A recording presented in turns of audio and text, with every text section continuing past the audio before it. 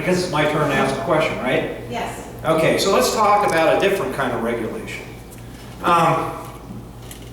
James, I know you and I disagree on regulating women's reproductive rights, but my question to you is, do you believe that there are exceptions? I understand that you would, in general, take away a woman's right to choose, but are there exceptions? Are there exceptions? For instance, rape, or incest, or whether the mother's life is at risk.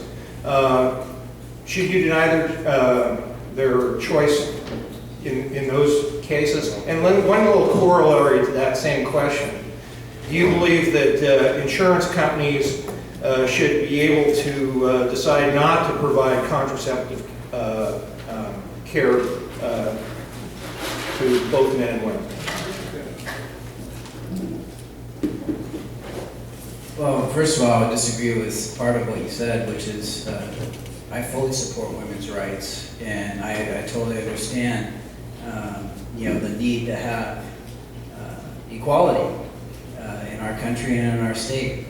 I am pro-life because I also believe that the unborn have rights, and I think that those rights have to be waived, and I think that the right to life has to trump convenience.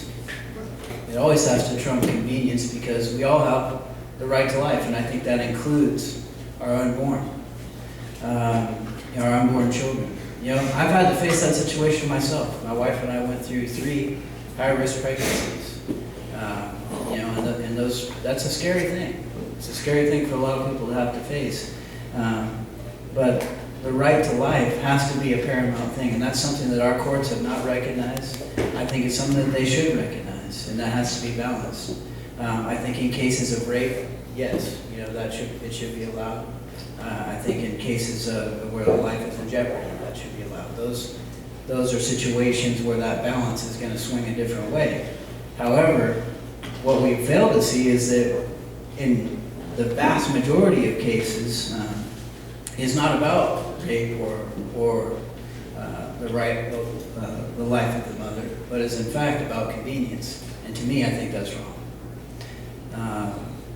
And to your next question, yes, I think that businesses should be able to decide what benefits they're going to have and provide to their employees. And if they decide that they want their health care to exclude abortion, I believe they should be able to do that. Well, contraceptives. Or contraceptives, yeah. I think that a business should be able to have the right to establish the kinds of benefits that it's going to provide to its employees. And people should have the freedom to either work for that employer or not. That's what this country is built on.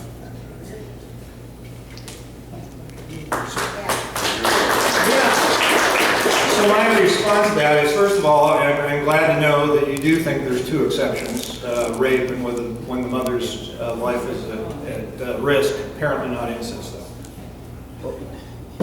All right, well, okay.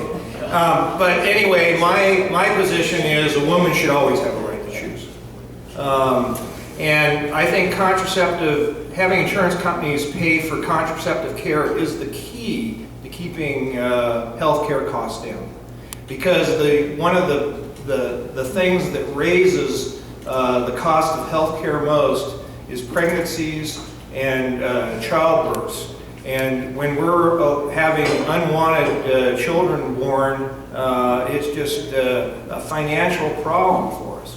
And so my position is the constitutional right should stay as it is, and women should have a right to choose.